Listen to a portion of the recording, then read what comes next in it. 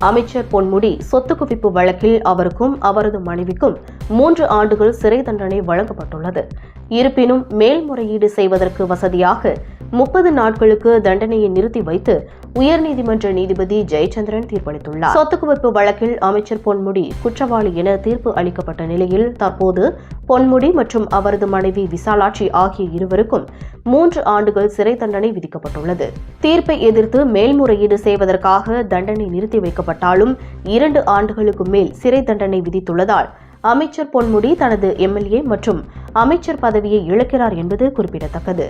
மேலும் சொத்து வழக்கில் பொன்முடி மற்றும் அவரது மனைவிக்கு தலா 50 லட்சம் அபராதம் விதித்து நீதிபதி தீர்ப்பளித்துள்ளார். இந்த தீர்ப்பை அடுத்து பொன்முடி உடனே சிறைக்கு செல்ல வாய்ப்பில்லை என்றாலும் அவர் 30 நாட்களுக்குள் சுப்ரீம் கோர்ட் சென்று சட்ட நடவடிக்கைகளை மேற்கொண்டு ஜாமீன் பெற வேண்டும் என்பதும் குறிப்பிடத்தக்கது.